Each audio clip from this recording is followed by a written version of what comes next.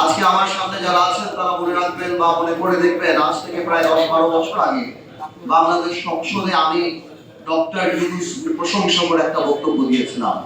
আপনাদের যদি স্মরণ থাকে, যে সময় আমি বক্তব্য দিয়েছিলাম সেই সময় বাংলাদেশে সেই ফ্যাসিস্ট আওয়ামী লীগের সময় ডক্টর ইউনূসকে দিয়ে একটা ফুলের দোকান খোলার মতো সাহস কারো ছিল না। সেই সময় ওনাকে আমরা গ্লোবাল অ্যাসেট হিসেবে আখ্যায়িত করেছিলাম। আমরা যখন জেলে থাকি, জেলের থেকে আমরা যখন শুনি ডক্টর ইউনূসের উপরে এই দায়িত্ব দেওয়া হবে, আমরা আনন্দিত হই, আমাদের খুশি লাগে এবং সাথে সাথে আমাদের একটা হোপ দাঁড়ায় বাংলাদেশের একটা ভবিষ্যৎ নিয়ে। আজকে ডক্টর ইউনূস সাহেবকে একটা কথা বলতে চাই আমরা। ইউনূস সাহেব, আপনার ক্ষমতার উৎস কে? আপনার ক্ষমতার উৎস জনগণ।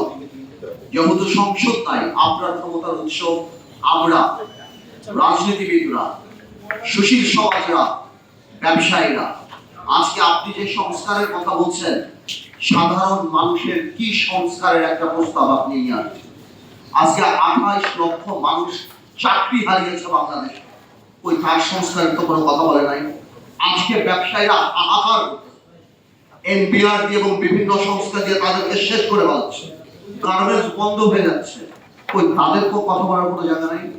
আজকে নূর এখানে বসা, নূর জানে ইউনূস সাহেব যখন ক্ষমতায় আসছিল, আমরা প্রথমে যে বলেছিলাম আপনি রাজনৈতিক বা জাতীয় সরকার করার দরকার নাই, তবে অন্তত পক্ষে আপনি 4-5 জন উপদেষ্টা নেন যাদেরকে মানুষ চিনে, যারা মানুষের সাথে আপনার মাঝখানে যে দূরত্বটা সেটা বোঝাতে পারে। কিন্তু আপনি আমাদের সেই কথা শুনেন নাই। আজকে আপনার যে উপদেষ্টা আছে তাদের অর্ধেক উপদেষ্টার নাম বাংলাদেশের মানুষ বলতে পারে না। তারা জানে না যে তাদের ভাগ্য কার দ্বারা নির্ধারিত হচ্ছে, কার দ্বারা ঠিক হচ্ছে। আপনার আরেকটা সোর্স অফ পাওয়ার ছিল কারা? আপনার আরেকটা সোর্স অফ পাওয়ার ছিল যে আমার ভাই রাশেদ বলে গেল যে আর্মি। আজকে কেন আর্মির এভাবে কথা বলতে হয়? আর্মির সাথে দূরত্ব কে সৃষ্টি করেছে? রাজনৈতিক দলের সাথে দূরত্ব কে সৃষ্টি করেছে? আজকে অনেকে আমাকে জিজ্ঞেস করে, পার্থ ভাই আপনারা ডিসেম্বরে নির্বাচন চান না? ডিসেম্বরের কথা তো আমরা বলি নাই, আপনি বলেছেন ইউনূস সাহেব জাতির সামনে ডিসেম্বরের কথা। আমরা বলেছি আপনারা সেই ওয়াদা আপনি রাখেন, আমাদের মুখ থেকে ডিসেম্বরের কথা আসে নাই। আজকে করিডোরের কথা শুনে কনফিউশন কে ক্রিয়েট করেছে? আমরা তো কনফিউশন ক্রিয়েট করি নাই। এই করিডোরের ইস্যু ইউনূস সাহেব আপনি নিয়ে আসছেন। আজকে কষ্ট লাগে, আজকে কষ্ট লাগে। আপনার প্রেস সচিব বলে নির্বাচন কবে? জানুয়ারিতে হতে পারে, ফেব্রুয়ারিতে হতে পারে, মার্চে হতে পারে, এপ্রিলে হতে পারে। এটা কোনো ধরনের কথা? আপনি জাতিকে কি একটা লটারির মধ্যে ফেলে দেবেন? আজকে আপনি বলছেন আপনি সংস্কার করবেন। কিসের সংস্কার? এনসিপি কে ক্ষমতায় আনার সংস্কার, এনসিপি কে ভালো করার সংস্কার। দেখুন, এনসিপির প্রতি আমাদের দুর্বলতা আছে। এই যে বৈষম্য বিরোধী ছাত্র আন্দোলন, এদের প্রতি আমাদের দুর্বলতা আছে। আমি ব্যক্তিগত বলতে চাই, যদি এত বড় একটা সংসদ সামনে আসবে, তারা যদি ঠিক করে পলিটিক্স করে সামনে আসতে পারে, I'll be more than happy। আমি শিওর আমার এখানে যারা বসে আছে তারা হবে। কিন্তু তারা যে প্রথম থেকে প্রত্যেকটা রাজনৈতিক দলকে আক্রমণের মুখে রেখেছে।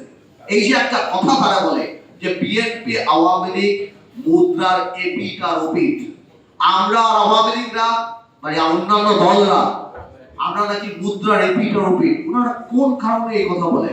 আজকে কি বিএনপি বাংলাদেশে 1400 লোক হত্যা করেছে? বিএনপি কি লক্ষ কোটি টাকা পাচার করেছে? বিএনপি কি 3টা জাতীয় সংসদ নির্বাচন দিনের নির্বাচন রাতে করেছে? মাথায় রাখতে হবে, আওয়ামী লীগ কোনো রাজনৈতিক দল না। Awami League is a criminal enterprise. আমরা রাজনৈতিক দল। আজকে বিএনপিকে আমি ধন্যবাদ জানাই যে বিএনপির মতো এত বড় একটা রাজনৈতিক দল, হয়তো ইলেকট্রাল রেটে আমরা ওরকম ইম্পর্টেন্ট নাও হতে পারি, কিন্তু রাজনীতি হয়তো আমরা রেলেভেন্ট। আজকে বিএনপি 31 দফা করার সময় আমাদের সাথে কথা বলেছে, আমাদের কাছ থেকে অনেক ধরনের অ্যাডভাইস দিয়েছে। এই পদক্ষেপকে আমরা স্বাগত জানাই, কিন্তু কষ্ট লাগে এনসিপি আপনাদের জন্য, কারণ আপনারা এর মধ্যে ইনক্লুডেড অন্তর্ভুক্তি হতে পারেন নাই। আপনাদের দম্ভ, আপনাদের অহংকারের জন্য।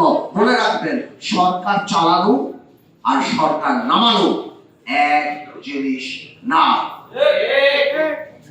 আজকে ইউনূস সাহেব, আপনাকে আরেকটা কথা বলি, আপনার অ্যাসেট কি? You are not politician. আপনার অ্যাসেট ইন্টিগ্রিটি। আপনার ক্রেডিবিলিটি আপনার অ্যাসেট। আজকে যখন আমরা দেখি আপনি ইউনিভার্সিটি আদমের লাইসেন্স নিচ্ছেন, আপনি ইউনিভার্সিটির লাইসেন্স নিচ্ছেন, আপনার অনেক কিছু মাফ হয়ে যাচ্ছে। আপনার ওখানে যে উপদেষ্টারা বসা, সেই উপদেষ্টারা রাত্রেবেলা এনসিপির সাথে বসে, সেখানে বসে কোন কফি হাউসে বসে সবকিছু ঠিক করছে। আপনার মন খারাপ, আপনি পদত্যাগ করতে চান, সেই জিনিস আমাদের জানতে হবে এনসিপির নেতা নাহিদের কাছ থেকে। এটা আমাদের জন্য লজ্জাকর ব্যাপার। আপনি আজকে যে পারমিশন গুলি নিয়েছেন, এই পারমিশন গুলি হয়তো কোনো একটা গণতান্ত্রিক সরকার আপনি নিতে পারতেন, কিন্তু আজকে নিয়ে আপনার ইন্টিগ্রিটি অ্যাটাক করার, আপনার ইন্টিগ্রিটিকে প্রশ্নবিদ্ধ করার কোনো দরকার ছিল না। এজন্য আমরা বলতে চাই, আমরা জানি আপনি রাজনীতিবিদ না, আমরা জানি আপনার আশেপাশে রাজনীতি নাই। আপনি এখন নির্বাচনের ডেটটা দিয়ে দেন বাংলাদেশে। আমরা সবাই বলছি যে ডিসেম্বরের মধ্যে নির্বাচনটা আপনি যদি দিয়ে দেন, এই দেশে সবকিছু একটা লাইনের মধ্যে চলে যাবে। আজকে ব্যবসায়ীরা ইনভেস্ট করে না কোথাও, তারা মনে করে ভাই ইলেকশনের পর কি হবে, প্রশাসন কারা আসবে, কোথায় কি হবে, চাকরি বাকরি ব্যবসা থেকে আরম্ভ করে সবকিছু আপনি একটা কনফিউশনের মধ্যে আপনি ফেলে দিয়েছেন বাংলাদেশে। আজকে আমাদের কষ্ট লাগে, আমি রিপিট করতে চাই না, অনেকেই বলে আপনি বিদেশের মাটিতে কত বড় মিসলিডিং ইনফরমেশন দেন। আপনি বলে একটা বিএনপির মতো একটা রাজনৈতিক দল ছাড়া আর কেউ চায় না। তো আপনি তো ওই রাজনৈতিক দলটা দোরগোয়ার প্রশ্নের কথা চাপারে বলে দিতেন যে ওই রাজনৈতিক দলটা কত বড়, ওই রাজনৈতিক দলটার সাপোর্টেই আপনি যে চেয়ারে বসে আছেন, ওই রাজনৈতিক দলটার সঙ্গেই যুগপৎ আন্দোলনে আমরা সবাই ছিলাম। তাহলে এত বড় মিসলিডিং ইনফরমেশন আপনি দিতে পারেন না। ভাইয়ের আমার, আমি কথা শর্ট করব, এখানে সালাদপুরে চলে আসছে, সালাদপুরে আবার অন্য জায়গায় যেতে হবে। আমি এখানে এতটুকু বলছি, আমরা জানি নির্বাচন দিলেই সব সমস্যার সমাধান হবে না, নির্বাচন দিলেই সবকিছু শেষ হবে না, বাট নির্বাচনেই জনগণকে ক্ষমতায়ন করার একমাত্র, এবং নির্বাচনেই বাংলাদেশের সবচেয়ে বড় সংস্কার। আর বাকি যা সংস্কার সেটা সময়ের ব্যাপার।